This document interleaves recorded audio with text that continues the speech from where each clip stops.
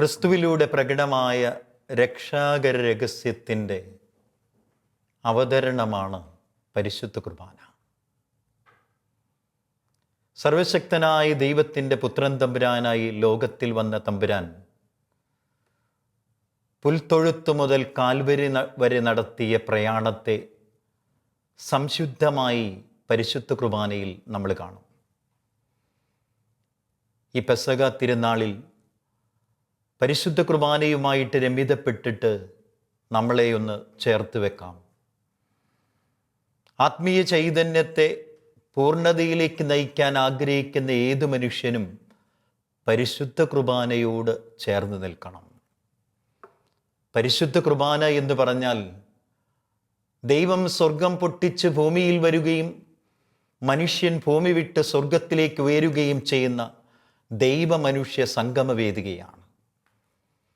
ദൈവത്തിൻ്റെയും മനുഷ്യൻ്റെയും സംയോജിത വേദിക ഏതാണ് എന്ന് ചോദിച്ചാൽ അഭിമാനത്തോടെ ഓരോ ക്രൈസ്തവനും പറയണം, അത് പരിശുദ്ധ കുർബാനയാണ്. അവൻ്റെ ശരീരം എൻ്റെ ശരീരത്തിൻ്റെ ഭാഗമാകുന്ന, അവൻ്റെ രക്തം എൻ്റെ രക്തത്തിൽ കലരുന്ന ആത്മീയതയുടെ മുഹൂർത്തമാണ് പരിശുദ്ധ കുർബാന എന്ന തിരിച്ചറിവ് നമ്മുടെ ആത്മീയ തലങ്ങളെ ഉണർത്തേണ്ടതാണ്. പരിശുദ്ധ കുർബാനയെക്കുറിച്ചുള്ള പൂർണ്ണമായ ദൈവശാസ്ത്രം യോഹന്നാൻ ശ്ലീഹായാണ് നൽകുക. യോഹന്നാന്റെ സുവിശേഷം 6-ാം അധ്യായം 47 മുതലുള്ള തിരുവചനം നമുക്ക് ധ്യാനത്തിനായിട്ട് എടുക്കാം. യേശു പറഞ്ഞു, സത്യം സത്യമായി ഞാൻ നിങ്ങളോട് പറയുന്നു, വിശ്വസിക്കുന്നവന് നിത്യജീവനുണ്ട്. ഞാൻ ജീവന്റെ അപ്പമാണ്. നിങ്ങളുടെ പിതാക്കന്മാർ മരുഭൂമിയിൽ വെച്ച് മന്ന ഭക്ഷിച്ചു, എങ്കിലും അവർ മരിച്ചു. ഇതാകട്ടെ മനുഷ്യൻ ഭക്ഷിക്കുന്നതിന് വേണ്ടി സ്വർഗത്തിൽ നിന്നിറങ്ങിയ അപ്പമാണ്. ഇത് ഭക്ഷിക്കുന്നവൻ മരിക്കുകയില്ല. സ്വർഗത്തിൽ നിന്നിറങ്ങിയ ജീവനുള്ള അപ്പം ഞാനാണ്. ആരെങ്കിലും ഈ അപ്പത്തിൽ നിന്ന് ഭക്ഷിച്ചാൽ അവൻ എന്നേക്കും ജീവിക്കും. ലോകത്തിൻ്റെ ജീവന് വേണ്ടി ഞാൻ നൽകുന്ന അപ്പം എൻ്റെ ശരീരമാണ്. ഇതേപ്പറ്റി യഹൂദർക്കിടയിൽ തർക്കമുണ്ടായി. തൻ്റെ ശരീരം നമുക്ക് ഭക്ഷണമായി തരാൻ ഇവന് എങ്ങനെ കഴിയുമെന്ന് അവർ ചോദിച്ചു. യേശു പറഞ്ഞു, സത്യം സത്യമായി ഞാൻ നിങ്ങളോട് പറയുന്നു, നിങ്ങൾ മനുഷ്യപുത്രൻ്റെ ശരീരം ഭക്ഷിക്കുകയും അവൻ്റെ രക്തം പാനം ചെയ്യുകയും ചെയ്യുന്നില്ല എങ്കിൽ നിങ്ങൾക്ക് ജീവൻ ഉണ്ടായിരിക്കുകയില്ല. എൻ്റെ ശരീരം ഭക്ഷിക്കുകയും എൻ്റെ രക്തം പാനം ചെയ്യുകയും ചെയ്യുന്നവന് നിത്യജീവനുണ്ട്. അവസാന ദിവസം ഞാൻ അവനെ ഉയർപ്പിക്കും. എന്തെന്നാൽ എൻ്റെ ശരീരം യഥാർത്ഥ ഭക്ഷണമാണ്, എൻ്റെ രക്തം യഥാർത്ഥ പാനീയവുമാണ്. എൻ്റെ ശരീരം ഭക്ഷിക്കുകയും എൻ്റെ രക്തം പാനം ചെയ്യുകയും ചെയ്യുന്നവൻ എന്നിലും ഞാൻ അവനിലും വസിക്കുന്നു. ജീവിക്കുന്നവനായ പിതാവ് എന്നെ അയച്ചു. ഞാൻ പിതാവ് മൂലം ജീവിക്കുന്നു. അതുപോലെ എന്നെ ഭക്ഷിക്കുന്നവൻ ഞാൻ മൂലം ജീവിക്കും. ഇത് സ്വർഗത്തിൽ നിന്നിറങ്ങി വന്ന അപ്പമാണ്. പിതാക്കന്മാർ മന്ന ഭക്ഷിച്ചു, എങ്കിലും മരിച്ചു. അതുപോലല്ല ഈ അപ്പം. ഇത് ഭക്ഷിക്കുന്നവൻ എന്നേക്കും ജീവിക്കും. അക്ഷയ ജീവിതത്തിൻ്റെ ഉടമസ്ഥത വെച്ചു നീട്ടുന്ന ആത്മീയതയുടെ കേദാരമാണ് പരിശുദ്ധ കുർബാന. സമൃദ്ധിയാണ്, ആത്മീയതയുടെ സമൃദ്ധിയാണ് പരിശുദ്ധ കുർബാന. ക്രിസ്തുവിലൂടെ പ്രകടമായ രക്ഷാകര രഹസ്യം എന്ന് പറഞ്ഞാൽ അവൻ്റെ മനുഷ്യാവതാരം, അവൻ്റെ പരസ്യജീവിതം, അവൻ്റെ പീഡാസകനം, അവൻ്റെ കുരിശുമരണം, അവൻ്റെ ഉത്ഥാനം, അവൻ്റെ സ്വർഗാരോഹണം, അവിടുത്തെ രണ്ടാമത്തെ ആഗമനം. ക്രിസ്തുവിൻ്റെ ചൈതന്യത്തെ ആരെല്ലാം ജീവിതത്തിലേക്ക് സ്വീകരിക്കാൻ ആഗ്രഹിക്കുന്നുണ്ടോ അവരൊക്കെ പരിശുദ്ധ കുർബാനയോട് ചേർന്ന് നിൽക്കുന്നവരായിട്ട് മാറും. It is a participation in the Paschal mystery of Christ. ക്രിസ്തുവിൻ്റെ ജീവിതത്തോടുള്ള പങ്കുചേരലാണ് പരിശുദ്ധ കുർബാന. It is a pilgrimage through the life of Jesus.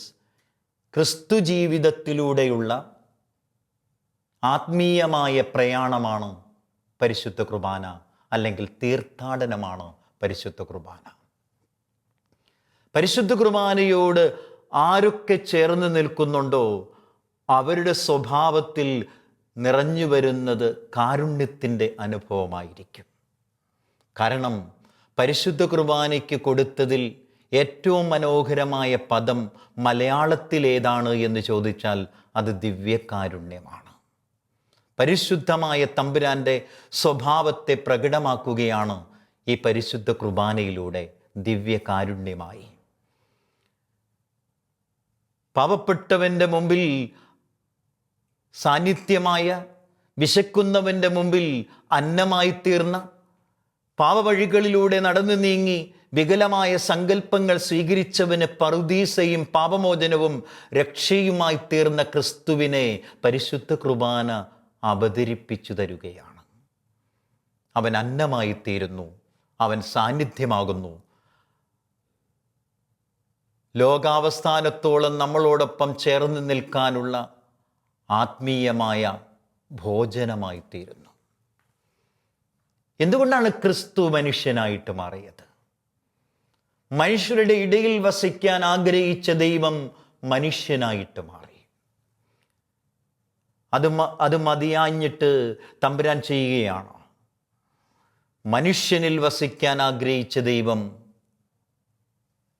അന്നമായിട്ട് മാറി. മനുഷ്യരുടെ ഇടയിൽ വസിക്കാൻ ആഗ്രഹിച്ച ദൈവം മനുഷ്യനായി തീർന്നുവെങ്കിൽ, മനുഷ്യനിൽ വസിക്കാൻ ആഗ്രഹിച്ച ദൈവം അന്നമായി തീർന്നു.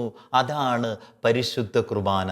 ലോകാവസാനത്തോളം എൻ്റെയും നിൻ്റെയും ശരീരത്തിൻ്റെയും രക്തത്തിൻ്റെയും ആത്മാവിൻ്റെയും ഭാഗമായി തീർന്ന് നമ്മോടൊപ്പം വസിക്കുന്ന ഇമ്മാനുവേലായിട്ട് പരിശുദ്ധ കുർബാനയും രൂപാന്തരപ്പെടുകയാണ്. ഈ പരിശുദ്ധ കുർബാനയോട് നാം എത്രമാത്രം ചേർന്ന് നിൽക്കുന്നുണ്ടോ അതനുസരിച്ച് നമ്മുടെ ജീവിതത്തിലും ക്രമീകരണമുണ്ടാകും എന്നുള്ളതാണ്. സ്വയം വിഭജിച്ച് ലോകരക്ഷയ്ക്കായി തീർന്ന തമ്പുരാനെ ആരൊക്കെ ആവാഹിച്ചെടുക്കുന്നുണ്ടോ ആ സ്വഭാവത്തോട് ചേർന്ന് നിൽക്കാൻ നമുക്ക് സാധിക്കണം.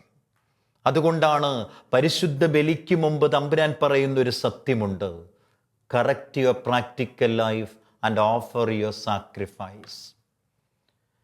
നിന്റെ പ്രായോഗിക ജീവിതത്തെ ക്രമപ്പെടുത്താതുള്ള ബലിയർപ്പണം എനിക്ക് വേണ്ട എന്നാണ് മത്തായിയുടെ സുവിശേഷത്തിൽ 5-ാം അധ്യായത്തിൽ 23-ാം തിരുവചനത്തിൽ കർത്താവ് പറയുക. നീ ബലിയർപ്പിക്കാനായിട്ട് ദേവാലയത്തിലേക്ക് വരുമ്പോൾ നിന്റെ സഹോദരന് നിന്നോടെന്തെങ്കിലും അകൽച്ചയുണ്ട് അല്ലെങ്കിൽ വെറുപ്പുണ്ട് എന്ന് നിനക്ക് തോന്നുകയാണെങ്കിൽ, നിന്റെ ബലിവസ്തു താഴെ വെച്ചിട്ട് നീ പോയി നിന്റെ സഹോദരനുമായിട്ട് രമ്യതപ്പെട്ടതിന് ശേഷം നീ ബലിയർപ്പിക്കണം. അതായത് പ്രായോഗിക ജീവിതത്തെ ക്രമപ്പെടുത്താതുള്ള ബലിയർപ്പണമൊന്നും സാധുവല്ല എന്ന് കർത്താവ് അർപ്പിച്ച ബലിയിലൂടെ പ്രകടമാക്കി തരികയാണ്. ശ്രേഷ്ഠമായ ബലി കാൽവരി മലയിൽ അരങ്ങേറിയപ്പോൾ ആ ബലിയുടെ പൂർത്തീകരണമായിട്ട് കർത്താവ് പറഞ്ഞത്, തന്നെ വേദനിപ്പിച്ചവരെയും തന്നെ മുറിപ്പെടുത്തവരെയും തന്നെ കല്ലെറിഞ്ഞവരെയും തന്നെ ചാട്ടവാറ് കൊണ്ടടിച്ചവരെയും തന്നെ മുറിവേൽപ്പിച്ചവരെയും കുത്തിമുറിച്ചവരെയും ഒക്കെ നോക്കിക്കൊണ്ട് കർത്താവ് പറഞ്ഞു, ഇവർ ചെയ്യുന്നതെന്തെന്ന് ഇവർക്കറിവില്ല കർത്താവേ, അതിനാൽ ഇവരോട് ക്ഷമിക്കണമേ. മത്തായിയുടെ സുവിശേഷത്തിൽ 5-ാം അധ്യായത്തിൽ 23-ാം തിരുവചനത്തിൽ കർത്താവ് ബലിയർപ്പണത്തിന് മുമ്പ് നമ്മുടേതായ വ്യക്തിപരമായ ഒരുക്കത്തെക്കുറിച്ച് പറഞ്ഞില്ലേ? നീ പോണം നിന്റെ സഹോദരൻ്റെ അടുത്തേക്ക്, അവനുമായിട്ട് നീ രമ്യതപ്പെടണമെന്ന് പറഞ്ഞ അതേ തമ്പുരാൻ കുരിശിൻ്റെ മാറിൽ തൻ്റെ ശരീരത്തെ നിവർത്തി വെച്ച് എല്ലാം പൂർത്തിയായി എന്ന് പറയുന്നതിന് മുമ്പ് ഉച്ചരിച്ച ഒരു പദം ഇതാണ്: ഇവർ ചെയ്യുന്നതെന്തെന്ന് ഇവർക്കറിഞ്ഞുകൂടാ തമ്പുരാനെ, ഇവരോട് ക്ഷമിക്കണമേ. രമ്യതപ്പെടലില്ലാതെ ബലിയർപ്പണം ഉണ്ടാവുകയില്ല. അനുരഞ്ജിതരായി തീർന്നിടാം, ബലിയർപ്പിച്ചിടാം എന്നൊക്കെ പറഞ്ഞുകൊണ്ട് നമ്മൾ ബലിയിലേക്ക് പ്രവേശിക്കുമ്പോൾ ഈ അനുരഞ്ജനത്തിൻ്റെ പ്രക്രിയ നമ്മുടെ ജീവിതത്തിൽ എത്രമാത്രം നടന്നിട്ടുണ്ട് എന്ന് ധ്യാനിച്ചെടുക്കുന്നത് ഉചിതമാണ്. അനുചിതമായിട്ടുള്ള ബലിയർപ്പണം നടന്നു പോകുന്നുണ്ടോ എൻ്റെ ജീവിതത്തിൽ എന്നത് തിരിച്ചറിവുമുണ്ടാവണം. ദൈവഹിതത്തിന് വിഘാതമായിട്ട് നിൽക്കുന്നതൊക്കെ അനുചിതമായ ബലിയർപ്പണമാണെന്നുള്ള തിരിച്ചറിവ്. ആത്മബോധത്തോടുകൂടെ നമ്മളെ തന്നെ സമർപ്പിക്കാനുള്ള ബലം പരിശുദ്ധ ബലിയിലൂടെ നമ്മൾ നേടണം. തമ്പുരാൻ്റെ സ്വഭാവം അതാണ്. ജീവിതത്തിൻ്റെ പ്രായോഗിക തലങ്ങളിൽ ബലി അർപ്പിച്ചതിന് ശേഷമാണ് അവൻ യഥാർത്ഥത്തിൽ ബലിയായിട്ട് തീർന്നത്. പഴയ നിയമത്തിൽ കുഞ്ഞാടിനെ ബലിയർപ്പിച്ച അതേ സ്ഥാനത്ത് തമ്പുരാൻ ലോകത്തിൻ്റെ പാപങ്ങൾക്ക് വേണ്ടി ലോകത്തിൽ പാപത്തിൻ്റെ അവസ്ഥകളെയെല്ലാം തൻ്റെ ജീവിതത്തിലേക്ക് ആവാഹിച്ചെടുത്ത് കുരിശിൻ്റെ മാറിൽ ബലിയായിത്തീരുമ്പോൾ താൻ ചെയ്യുന്ന എല്ലാ പ്രക്രിയകളിലും ഈ ബലിയുടെ ഭാവമുണ്ടായിരുന്നു. അടിമ ചെയ്യുന്ന ജോലി ചെയ്തിട്ട് അവൻ്റെ ശിഷ്യന്മാരുടെ പാദം കഴുകി അവൻ ബലിയുടെ ഭാവം കാണിച്ചു. ഞാൻ നിന്നെ കഴുകുന്നില്ല എങ്കിൽ നിനക്കെന്നോടൊപ്പം പങ്കില്ല എന്ന് കർത്താവ് പറയുമ്പോൾ കർത്താവിൻ്റെ ഉള്ളിൻ്റെ ഉള്ളിൽ ഒരു ധ്യാനമുണ്ടായിരുന്നു. മകനെ, മകളെ, ഞാൻ നിന്നെ കഴുകാൻ പോകുന്നത് വെറും വെള്ളം കൊണ്ടല്ല, മറിച്ച് എൻ്റെ ചോര കൊണ്ടാണെന്നാണ് കർത്താവ് പറയുക. ഞാൻ നിന്നെ കഴുകുന്നില്ല എങ്കിൽ നിനക്ക് എന്നോടൊപ്പം പങ്കില്ല എന്ന് പറഞ്ഞത് കുരിശിൻ്റെ മാറിൽ അന്വർത്ഥമാക്കപ്പെടുകയാണ്. കുരിശിൻ്റെ മാറിൽ വീഴ്ത്തപ്പെട്ട തമ്പുരാൻ്റെ മുറിവുകളിൽ നിന്ന് ധാരധാരയായി ഒഴുകിയ തിരുരക്തം ലോകത്തെ പൂർണ്ണമായിട്ട് കഴുകി വിശുദ്ധീകരിക്കുകയാണ്. പത്രോസിൻ്റെ പാദങ്ങൾ കഴുകിക്കൊണ്ട് ഞാൻ നിന്നെ കഴുകുന്നില്ല എങ്കിൽ നിനക്കെന്നോടൊപ്പം പങ്കുചേരാൻ സാധിക്കുകയില്ല എന്ന് പറയുന്നതിൻ്റെ അർത്ഥത്തെ അന്വർത്ഥമാക്കുന്ന വേദികയായി കുരിശിൻ്റെ മാറ് രൂപാന്തരപ്പെട്ടു. അവൻ്റെ രക്തം കൊണ്ട് അവൻ ലോകത്തെ കഴുകി. അവൻ രക്തം കൊണ്ട് ലോകത്തെ കഴുകുന്നതിൻ്റെ മുന്നോടിയായിട്ടാണ് അവൻ വെറും ഒരു അപ്പം എടുത്തിട്ട് തൻ്റെ കരങ്ങളിൽ പിടിച്ചു പറഞ്ഞത്, ഇതെൻ്റെ ശരീരമാണ്, ഇത് വിഭജിക്കപ്പെടും. ഈ ശരീരം വിഭജിക്കപ്പെടുമ്പോൾ ഒരു സത്യമുണ്ടാകും. എവിടെ വിഭജനം സംഭവിക്കുന്നുണ്ടോ അവിടെ ചോരയും നീരുമൊഴുകും. അതായത് ത്യാഗമുണ്ടാകും. ചോരയും നീരുമൊഴുകി ആ ചോരയും നീരും കൊണ്ട് ഞാൻ ലോകത്തെ കഴുകുമെന്നാണ്. വീണ്ടും പാനപാത്രമെടുത്തവൻ അരുളി ചെയ്യുന്നത് ഇതെൻ്റെ രക്തമാണെന്നാണ്. ഇതെൻ്റെ രക്തമാണ്. എവിടെയൊക്കെ രക്തം ചിന്തപ്പെടുന്നുണ്ടോ അവിടെയൊക്കെ സഹനത്തിൻ്റെ പ്രക്രിയയിലൂടെ വിജയത്തിൻ്റെ സാധ്യത ലോകത്തിലേക്ക് ആവാഹിച്ചെടുക്കാനുള്ള സാധ്യതയുമുണ്ട്. ഈ തിരിച്ചറിവാണ് നമ്മളെ പരിശുദ്ധ കുർബാനയിലേക്ക് നയിക്കേണ്ടത്. പരിശുദ്ധ കുർബാനയിലെ ഒന്നാമത്തെ ഭാവം ഏതാണ് എന്ന് ചോദിച്ചാൽ അത് ബലിയാണ്. പരിശുദ്ധ കുർബാനയിൽ ഒന്നാമത്തെ സ്വഭാവം ഏതാണെന്ന് ചോദിച്ചാൽ അഭിമാനത്തോടെ ക്രൈസ്തവൻ പറയണം, അത് ബലിയാണ്. ബലി എന്ന് പറഞ്ഞാൽ എന്താണ്? സ്വന്തമെന്ന് കരുതുന്നതിനെയും ഒത്തിരി പരിലാളിക്കുന്നതിനെയും ഹൃദയത്തോട് ചേർത്ത് വെച്ചതിനെയും ഒത്തിരി സ്നേഹിക്കുന്നതിനെയും ഒക്കെ വിട്ടുകൊടുക്കാനുള്ള ബലം. അതുകൊണ്ടാണ് ആബേലിൻ്റെ ബലി കർത്താവ് സ്വീകരിച്ചത്. ഉൽപ്പത്തിയുടെ പുസ്തകത്തിൽ 4-ാമത്തെ അധ്യായത്തിൽ 4-ാം തിരുവചനം, സ്വന്തമെന്ന് കരുതിയതിനെ, ഒത്തിരി പരിലാളിച്ചതിനെ, ഹൃദയത്തോട് ചേർത്ത് വെച്ചതിനെ, ഒത്തിരി സ്നേഹിച്ചതിനെ വിട്ടുകൊടുക്കാൻ തയ്യാറായപ്പോൾ ആബേലിൻ്റെ ബലി ശ്രേഷ്ഠമായ ബലിയായിട്ട് തീർന്നു. ഈ ബലി ഇങ്ങനെ പ്രയാണം നടത്തുകയാണ്. ചരിത്രത്തിലൂടെ പ്രയാണം നടത്തി അബ്രാഹത്തിൻ്റെ ജീവിതത്തിലേക്ക് വന്നപ്പോൾ സ്വന്തം മകനെ ബലിയർപ്പിക്കാൻ ത്രാണിയുള്ളവനായി വിശ്വാസത്തിൻ്റെ പിതാവെന്നറിയപ്പെടുന്ന അബ്രാഹം തൻ്റെ മനസ്സിനെ ക്രമപ്പെടുത്തി. പ്രഭാതത്തിൽ ഉണർന്ന് തൻ്റെ മകനായ ഇസഹാക്കിനെ വിളിച്ചുണർത്തുമ്പോൾ നാളെ തൻ്റെ ചാരത്തുറങ്ങാൻ തൻ്റെ മകനുണ്ടാകില്ല എന്ന ബോധം തന്നെ മഥനം ചെയ്യുമ്പോഴും വേദനയാൽ ആവൃതമാക്കപ്പെട്ട മനസ്സും ഹൃദയവും കൊണ്ട് അവൻ്റെ മകൻ്റെ ചാരത്ത് ചെന്നിട്ട്, മകനെ നമുക്ക് ബലിയർപ്പിക്കാൻ മോറിയ മലയിലേക്ക് പോകാമെന്ന് പറയുമ്പോൾ തൻ്റെ പിതാവിനോടൊപ്പം തനിക്ക് കിട്ടിയ യാത്ര സന്തോഷകരമെന്നുള്ള ബോധ്യത്താൽ ഇസഹാക്ക് ചാടിയെഴുന്നേൽക്കുന്നുണ്ട്. പ്രഭാതത്തിൽ തൻ്റെ പിതാവിനോടൊപ്പം സഞ്ചരിക്കാൻ അവസരം കിട്ടിയുള്ള സന്തോഷമാണ് ഇസഹാക്കിന്. പക്ഷേ അബ്രാഹത്തിൻ്റെ ഉള്ളും ഹൃദയവും നീറിപ്പുകയുന്നുണ്ട്. തൻ്റെ ചാരത്തുറങ്ങാൻ നാളെ തൻ്റെ മകൻ കൂടെയുണ്ടാവില്ല എന്ന തിരിച്ചറിവ് അവനെ മഥനം ചെയ്യുന്നുണ്ട്. ബലിയുടെ ഭാവം സ്വീകരിച്ച അബ്രാഹം ഇസഹാക്കിനെ കൊണ്ട് മോറിയ മലയിലേക്ക് പോവുകയാണ്. മോറിയ മലയുടെ താഴ്വരയിൽ എത്തിയപ്പോൾ ഇസഹാക്ക് ചുറ്റും നോക്കി, അപ്പ എന്തോ മറന്നിട്ടുണ്ട്, ഒന്ന് ഓർമ്മപ്പെടുത്തിയേക്കാം എന്ന് കരുതിയേ അപ്പയെ വിളിച്ചു. അപ്പാ, എന്താ മോനെ, നമ്മുടെ കയ്യിൽ തീയുണ്ടല്ലോ അപ്പാ. ഉണ്ട് മോനെ. നമ്മുടെ കയ്യിൽ കത്തിയുണ്ടല്ലോ അപ്പാ. ഉണ്ട് മോനെ. നമ്മുടെ കയ്യിൽ വിറകുണ്ടല്ലോ അപ്പാ. ഉണ്ട് മോനെ. അടുത്ത ചോദ്യം ഹൃദയഭേദകമായ ചോദ്യവാ. അബ്രാഹത്തിന് ആ ഹൃദയഭേദകമായ ചോദ്യം വേണ്ടി വന്നു വിശ്വാസത്തിൻ്റെ പിതാവായിട്ട് രൂപാന്തരപ്പെടാൻ. മകൻ ചോദിച്ചു, അപ്പാ നമ്മുടെ കയ്യിൽ വിറകും കത്തിയും തീയുമുണ്ട്, എവിടെയാണ് ബലിയർപ്പിക്കാനുള്ള കുഞ്ഞാട്? ഇത് കേട്ട മാത്രയിൽ പരിഭ്രമിച്ചില്ല, ആകുലതയുണ്ടായിരുന്നില്ല. ഹൃദയം നീറിപ്പുകയുമ്പോഴും ഹൃദയത്തിൽ മുഴുവനും തീ ആളിപ്പടരുമ്പോഴും അബ്രാഹം ഒരു ഉത്തരം പറഞ്ഞു, God will provide four us. ദൈവം തരും. ബലിയർപ്പിക്കാനുള്ള കുഞ്ഞാടിനെ ദൈവം തരും. അങ്ങനെ വിശ്വാസത്തിൻ്റെ പിതാവായിട്ട് അബ്രാഹം മാറി. ഉള്ളും ഉള്ളതും കൊടുക്കാനുള്ള ബലം എവിടെയുണ്ടോ അവിടെ ബലിയുണ്ട്. അബ്രാഹം പ്രകടമായിട്ട് ബലിയർപ്പിച്ചത് കുഞ്ഞാടിനെയെങ്കിലും അവൻ ബലിയർപ്പിക്കാൻ തീരുമാനിച്ചത് സ്വന്തം മകനെയാണ്. തമ്പുരാൻ നമ്മുടെ പ്രകട വസ്തുക്കളിലേക്കൊന്നും നോക്കുന്നില്ല കേട്ടോ, മറിച്ച് നമ്മുടെ ആന്തരിക തീരുമാനത്തിലേക്കാണ് കർത്താവ് നോക്കുന്നത്. Sacrifice is not limited with peripheral matters but internal decision എന്നാണ്, ഇൻറ്റേർണൽ റിയാലിറ്റി എന്നാണ്.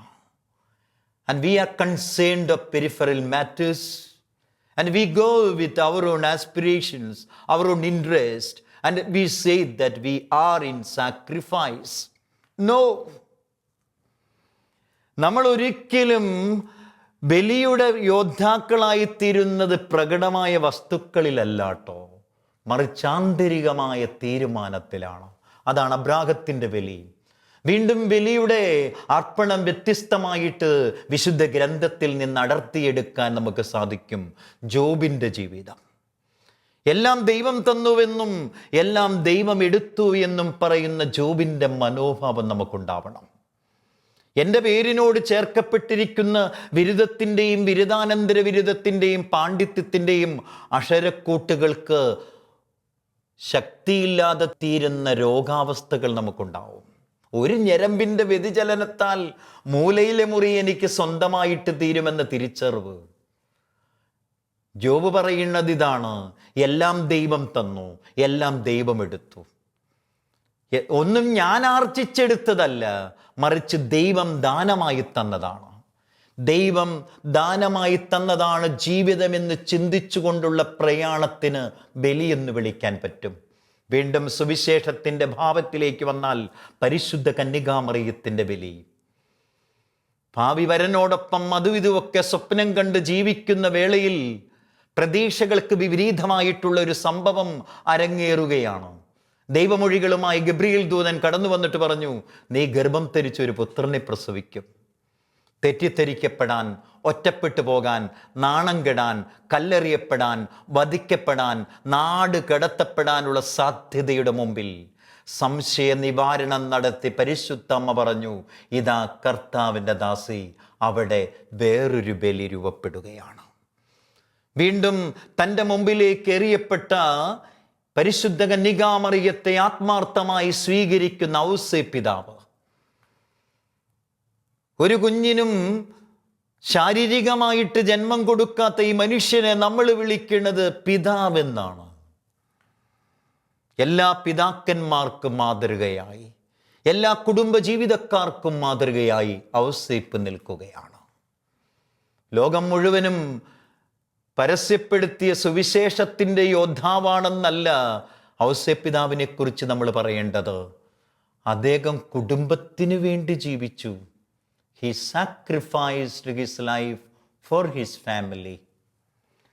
അവൻ്റെ ജീവിതത്തിൽ അവൻ്റെ കുടുംബത്തിന് വേണ്ടി ബലിയായി തീർന്നു.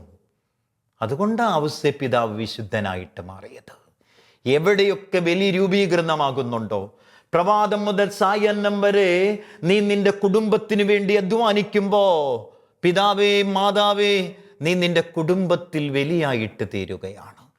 മാതാപിതാക്കളെ ആത്മാർത്ഥമായി സ്നേഹിച്ച് ഉൾക്കൊണ്ടുകൊണ്ട് അവരുടെ ജീവിത സായാഹ്ന വേളകളിൽ അവരോടൊപ്പം സാന്നിധ്യമാകുന്ന വ്യക്തിയായിട്ട് മകൻ എന്ന നിലയിൽ, മകൾ എന്ന നിലയിൽ നീ മാറുന്നുണ്ടെങ്കിൽ, മലമൂത്രാദികളാൽ ആവൃതമായി കിടക്കുന്ന നിന്റെ അപ്പൻ്റെയും അമ്മയുടെയും മലമൂത്രാദികളാൽ ആവൃതമായി കിടക്കുന്ന വസ്ത്രമെടുത്ത് കുത്തിപ്പിഴിഞ്ഞ് പരാതികളില്ലാതെ അവരുടെ സായാഹ്ന വേളയിൽ അവർക്ക് ശുശ്രൂഷയായിട്ട് മാറുമ്പോൾ, എൻ്റെ മകനെ, എൻ്റെ മകളെ, നീ ബലിയായിട്ട് തീരുകയാണ്. അച്ഛനും കന്യാസ്ത്രീയും ഉണ്ടാക്കി വെച്ചിരിക്കുന്ന വൃത്തമന്ദിരത്തിലേക്ക് മാതാപിതാക്കളെ വലിച്ചെറിഞ്ഞ് നടന്നു നീങ്ങുമ്പോൾ നീ ബലിയുടെ സാധ്യതയെ വേണ്ടെന്ന് വെക്കുകയാണ്. അപ്പോൾ പരിശുദ്ധ കുർബാന ബലിയായിട്ട് തീർന്നു എന്ന് ഇന്ന് നമ്മൾ ധ്യാനിക്കുമ്പോൾ, ഈ പരിശുദ്ധ കുർബാനയെ നമ്മൾ സ്വീകരിക്കുമ്പോൾ നമ്മുടെ ജീവിതത്തിൽ വിഭജിക്കപ്പെടാനുള്ള സാധ്യതകളെ നമ്മൾ എറിഞ്ഞു കളയരുത്. ഇത്രമാത്രമേ ഉള്ളൂ. അവൻ്റെ ശരീരം എൻ്റെ ശരീരത്തിൻ്റെ ഭാഗമായെങ്കിൽ, അവൻ്റെ രക്തം എൻ്റെ രക്തത്തിൽ കലർന്നുവെങ്കിൽ, അതിനെ ആത്മാർത്ഥമായി സ്വീകരിച്ച് നമ്മൾ ജീവിത ഇടങ്ങളിലേക്ക് പോകുമ്പോൾ, ഇന്ന് പരിശുദ്ധ കുർബാനയുടെയും പൗരോഹിത്യത്തിൻ്റെയും ഒക്കെ ദിനമായി ആചരിക്കുമ്പോൾ, ഈ പൗരോഹിത്യ ധർമ്മം എന്ന് പറയുന്നത് ഈ ഉയർത്തിപ്പിടിച്ചിരിക്കുന്ന കുർബാന മറ്റുള്ളവർക്ക് നാവിൽ വെച്ച് കൊടുക്കുക മാത്രമല്ല, മറിച്ച് താൻ എടുത്തിരിക്കുന്ന ഉത്തരവാദിത്വത്തിൽ എത്രമാത്രം വൈദികൻ എന്ന നിലയിൽ ഞാൻ ക്രിസ്തുവായിട്ട് തീരുന്നുണ്ട്, എൻ്റെ ജീവിത പ്രക്രിയകളിൽ ഞാൻ എത്രമാത്രം പാവപ്പെട്ടവനോട് ചേർന്ന് നിൽക്കുന്നുണ്ട്, ഞാൻ എത്രമാത്രം തിരസ്കരിക്കപ്പെട്ട, വേദന അനുഭവിച്ച, മാറ്റി നിർത്തപ്പെട്ടവരോട് ചേർന്ന് നിൽക്കുന്നുണ്ട് എന്ന് ധ്യാനിക്കുന്നതും എൻ്റെ പൗരോഹിത്യത്തിന് ഗുണകരമാണ്. ആഡംബരത്തിൻ്റെയും ആർഭാടത്തിൻ്റെയും നിറക്കൂട്ടുകളിലൂടെ സഞ്ചരിക്കുമ്പോൾ ദുർഗന്ധം വമിക്കുന്ന ചെളിക്കുണ്ടുകളിൽ നിദ്ര ഉറങ്ങുന്നവരെ കാണാതെ പോകുമ്പോൾ എൻ്റെ പൗരോഹിത്യവും കുറഞ്ഞു പോകുന്നുണ്ട് എന്ന് തിരിച്ചറിയണം. വെല്ലുവിളികൾ വെച്ച് നീട്ടുന്നതാണ് പരിശുദ്ധ കുർബാന. നിനക്ക് എന്നെപ്പോലെ മുറിയാൻ പറ്റുമോ? നിനക്ക് എന്നെപ്പോലെ ചോര ചിന്താൻ പറ്റുമോ? നിനക്ക് എന്നെപ്പോലെ മുട്ടുകുത്തി പാവപ്പെട്ടവൻ്റെ പാദങ്ങൾ കഴുകാൻ സാധിക്കുമോ? എങ്കിൽ മാത്രമേ ഈ പൗരോഹിത്യം എന്നതുപോലും അർത്ഥപൂർണമാകുകയുള്ളൂ. ആഡംബരത്തിലേക്കും ആർഭാടത്തിലേക്കും ഉയരങ്ങളിലേക്കും കയറാനുള്ള എൻ്റെ ആഗ്രഹത്തെ ഹനിക്കുന്നതായിട്ട് മാറട്ടെ ഈ പരിശുദ്ധ കുർബാനയുടെ ആചരണം. ഈ പരിശുദ്ധ കുർബാന എൻ്റെ ജീവിതവുമായിട്ട് കുറച്ചൊക്കെ ചേർന്ന് നിൽക്കട്ടെ. പരിശുദ്ധ കുർബാന എൻ്റെ ജീവിത ഗന്ധിയായിട്ട് മാറട്ടെ. പ്രായോഗിക ജീവിതത്തിൻ്റെ പിൻബലമില്ലാതെ നീ ബലിയർപ്പിച്ചാൽ നിൻ്റെ ബലി എനിക്ക് വേണ്ട എന്ന് പറഞ്ഞ തമ്പുരാനെ ഉള്ളിൽ കൊണ്ടുകൊണ്ട്, ഉള്ളിലെടുത്ത് പ്രായോഗിക ജീവിതത്തിലേക്ക് പോയി വിഭജിക്കപ്പെടുന്ന വ്യക്തിയായിട്ട് തീരാൻ നമുക്ക് ഓരോരുത്തർക്കും സാധിക്കട്ടെ. പിതാവെന്ന നിലയിൽ നമ്മുടെ മക്കൾക്കും ജീവിത പങ്കാളിക്കും വേണ്ടി വിഭജിക്കപ്പെടാം, മാതാപിതാക്കൾക്ക് വേണ്ടി വിഭജിക്കപ്പെടാം, നമ്മൾ കണ്ടുമുട്ടുന്ന വ്യക്തികൾക്ക് വേണ്ടി വിഭജിക്കപ്പെടാം. ക്രിസ്തുവിൻ്റെ വചനമനുസരിച്ച് സ്നേഹിതനു വേണ്ടി ജീവൻ ബലി കഴിക്കുന്നതിനേക്കാൾ വലിയ സ്നേഹമില്ല. പ്രണയമെന്ന് പറയുന്നത് പ്രാണൻ തോറ്റുപോകുന്ന ഇടമാ. പ്രണയമെന്ന് പറയുന്നത് പ്രാണൻ തോറ്റുപോകുന്ന ഇടവാ. ലോകത്തെ ഇത്രമാത്രം പ്രണയിച്ചതുകൊണ്ടാണ് അവൻ തൻ്റെ പ്രാണനെ സമർപ്പിച്ചത്. എവിടെ യഥാർത്ഥ പ്രണയമുണ്ടോ അവിടെ പ്രാണൻ പോലും നിസ്സാരമത്രേ. ദൈവം നിങ്ങളെല്ലാവരെയും അനുഗ്രഹിക്കട്ടെ. പെസഹ വ്യാഴാഴ്ചയുടെ എല്ലാ മംഗളങ്ങളും സ്നേഹത്തോടെ ആശംസിക്കുകയാണ്. സർവശക്തനായ ദൈവം അപ്പമായി രക്തമായി നമ്മളിലേക്ക് ഒഴുകിയിറങ്ങുമ്പോൾ ആ ഒരു ഭോജ്യം സ്വീകരിച്ച് നമ്മുടെ പ്രായോഗിക ജീവിതവും പരിശുദ്ധ കുർബാനയായിട്ട് മാറട്ടെ. ദൈവം നിങ്ങളെല്ലാവരെയും അനുഗ്രഹിക്കട്ടെ. പിതാവിൻ്റെയും പുത്രൻ്റെയും പരിശുദ്ധാത്മാവിൻ്റെയും നാമത്തിൽ ആമേൻ.